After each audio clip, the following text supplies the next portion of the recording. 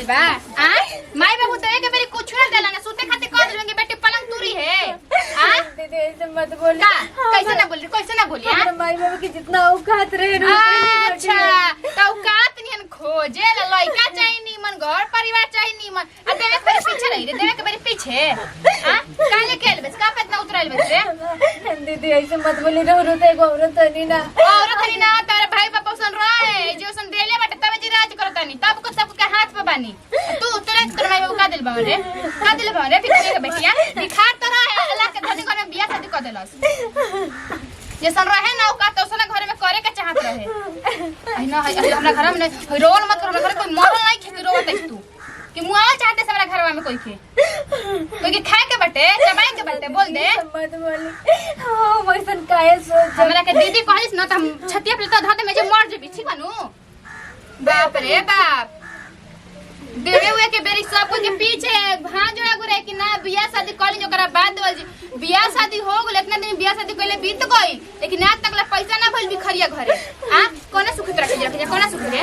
आ कोना सुख रखे जा आ कहल तनी अपन बाप ले फोन क के पैसा मंगाओ न त हमरा के तरह मुआए में देरी ना लागी छोड़ देम छतिया पर जान दे के जे मर जेबी कोई तर भाई बाप कुछ ना करी आ हम मुंह अपने मुंह वाले में दीदी मत कर जब तक पूरा पैसा आ जाए तैया तर हम गोतनी को हम तैया तर कुछ लाग मैं तो कुछ नहीं खिलागा समझ ली सर भिखारी कही का जैसे भिखारी बाप रे लाके जी रख देले बाटे हे भगवान हम का करे बड़ा कुछ बुझात नहीं के का गरीब के लईकी ना हो के लिसन आज मेरे माई बाबू बस इतना दान दहेज रही ताज दीदी लोग ऐसे ना बोलती जा का भगवान में हमारे का गलती बैठे ये नु के हम गरीब के घर जन्म ले रानी अरे ऐसा जिनकी काहे खाते देला भगवान ऐसे अच्छा रहित के हमर जान ही ले लेंगा ना चाहिए हमके ऐसा जिंदगी और ना चाहिए ऐसा ससुराल जाता माई बाबू तो शादी ब्याह कइले बाटे रो के चाहे हंस के यही घर में रहे के बाटे हमरा के भले कोई कुछ मत समझो लेकिन ये हमारे खाते घर परिवार बाटे नौकरी ऐसे नौकरानी है बनकर हमें घर में बाकी हम कहाँ जाए अपना माई बाबू बात नहीं की जा सकत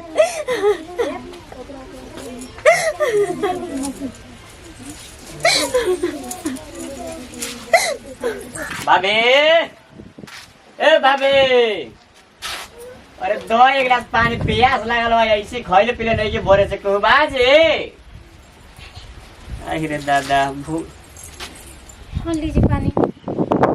तोहरा से के पानी मांगलस रे तोरा से पानी के मांगलस हैं जी ऐसे काहे बोलता नहीं हम कोनो दुश्मन तो न और मेरा रुवानी जी कौन काम में तोहरा मेरा रुक दे रे तोर माई बाबू ने साला तने हमरा के दहेज में पैसा देलस ना हमर सपना रहे कि चलो एगो मोटरसाइकिलो मिली दहेज में कि ओकरा पे चढ़ के चलब उहो ना मिलल कौन सपना हमर सोच के तो हम मेहरारू है ए जी सब कुछ पैसा रुपया ना होला जी का न होला पैसा रुपया सब कुछ पैसे रुपया बा आजकल पैसा बा त सब बा समझ लो पैसे रुपए आई का मतलब तुम नहीं ना कहा ना तो आवाज रे हैं रखे एक बार से कहते तो समझ में नहीं के आवाज है देवर जी अरे एका तो मन करता है कि उन्हों की छत के पे चौक एकर हलहलाई दी हम एकर नो बाप भाई नु पता ना मर गुल बाबा सन के रोगिया गुल सन के टिबिया गुल बाबा सन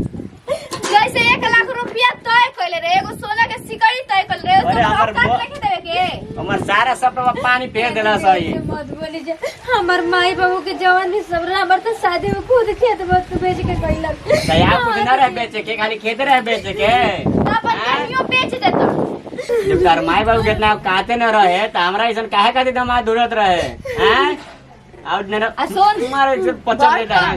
कपड़ा लाता सब नौकरानी लखा रह जब तक पैसा ना मिली तब तक मैं नौकरानी लखा ही काम करबे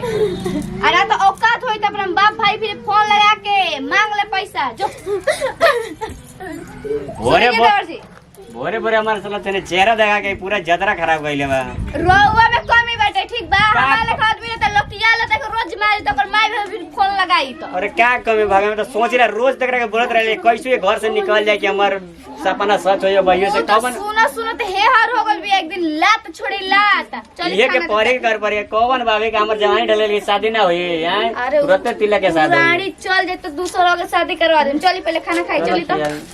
बाप रे एकदम नु हम घर में परेशान हो गइल बानी आ जे करे मन ते करे पूजे त का होत तर करने में कुछ नहीं खे मिलल आ पूरा गांव घर में जेकर भी बियाह शादी होबे साला दू कट्ठा करेंगे खेत नहीं खे भाजी का जी और भैया के तो किस्मते फूट गइल बा। हां मेरा भैया के किस्मत फोड़ देले बानी आ हम तो सोचता नहीं बनावे के तू कुलछनिया जाई तब नु खाली तू लोग सूरत देख के बियाह कर लू जा। देखिए बुझी जे सूरत देख के ना आदमी कल दे कोई के मुंह के बातें गोला कोई के मना मम नहीं खिया मैला कि मुंह पे बोली है या बाद में जाके करी हौ बाबू तक कितना तू कहले रहनुगा कि इतना कहले वाला तो कहले रहे जी कि राना तरह के 1 लाख रुपया देम सिकड़ी देम मोटरसाइकिल देम देवे के बारी गोड़ पर पगड़ी निकाल के रख दलस कि ना बियाह शादी करे जो करे बाद दे चली खाना ना खा ले तब तो निकले कुछ ना होगा भी बैठा खाना उन्हें ना खाए के बाटे घर में बाकी और कुछ लौका ताटे घर में कि का होता टे केने का सुना ताटे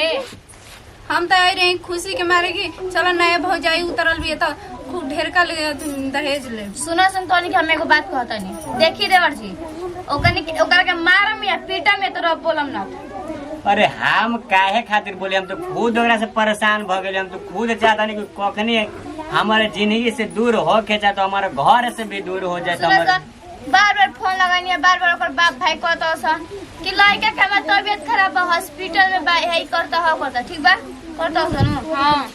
आ गाना में ओकर झोटा पैर पे के मार घर से बहरी खेद रहसन घर में से बहरी मत खतरे जब जइता भैया जे ठीक नु पूरा खिसबे कर खत्म कर दो कनी के भाई बाप के कर जान प्यारा नहीं खे सुनो भैया उराई ना तो हम ना आई बबैजा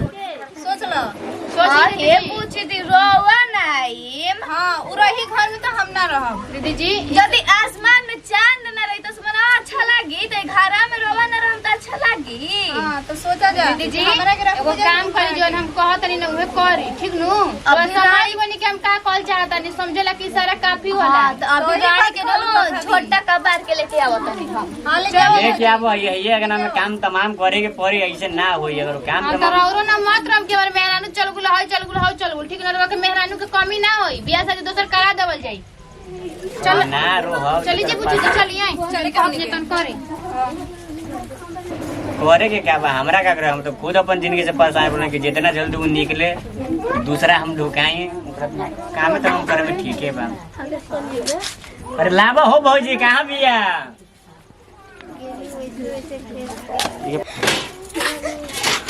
का हो अभी तक खाना वाना बनल बा कि ना ना जी खाना दाना बन गेल बाटे खाना दाना बन गेल बा त एकरा में बर्तनवा का सरिया बताओ बर्तन धोए करला तो धो के सरिया उतरल पापा के फोन करके कुछ बोललू है कि ना कि मांगत रहने को गड़िया हे जी रो समझत काहे नहीं के हम बाबूजी मेरी अरे फोन तू नहीं काहे ना के समझ तोहरा तुम बाबू तरह बाबू लोग तेरा बाबू लोग तेरा बाबू लोग था के दिन से तोरा कहत आने के कुछ मांग तोरा नहीं के समझ आई तो आवता कि ना समझ में आवे जो ऐसे मत बोले जे रो तो तब से मार पते रो तो समझी जी ई गोड़ पड़ला से हमरा ई मिल जाई हैं नहीं ना का बहुत रे भाभी ए भाभी अरे सुने सही धार आवाज अरे एक बार तो रोज घर में कसरा हटे ये खाने तो आप पंकन भाई ने घुसल रहे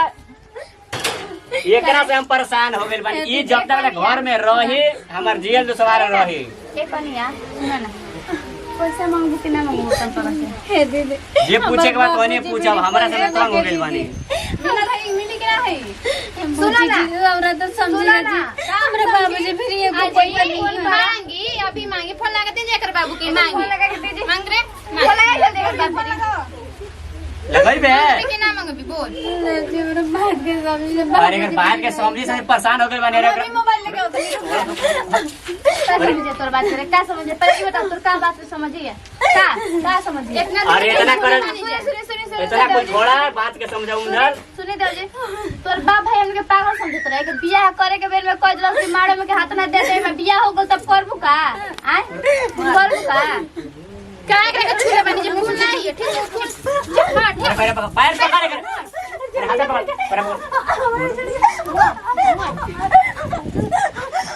तो मोर दे साले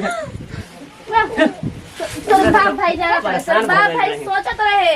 कि हमार लड़की मर जाओ पिलार जाओ ठीक हो जाओ जी भला मत कर जन भल तक भले काकी जे जल्दी निकाल जे ठीक नु और एक चल घरे में रखम जा आराम कर चल पीछे वाला एरिया में गाना दे एकरा के रहे छथि केसु को दे ओकर बाप भाई का खाए के ठिकाने ना उठा के ले जा घर में जल्दी तो घर में गाड़ दो सरे बहरी नत लीजिए सो जाय दो घर के विपत गइलू रोज किच किच हमरो मुंह न दुखा गोरे ओकर कह कि बाप से अपने मांग बाप से मांग आ ऊ ते एक कान ले सुने एक कान से निकाल देवे अब अपना देवर जी के शादी करम धाम धूम से 3 लाख रुपया लेम दहेज एगो मोटरसाइकिल एगो सोना के सिकड़ी तो अब हम हीरा लेखा देवर बाटे ए देवर जी देखिए से केवाड़ी वाड़ी बंद कर दसन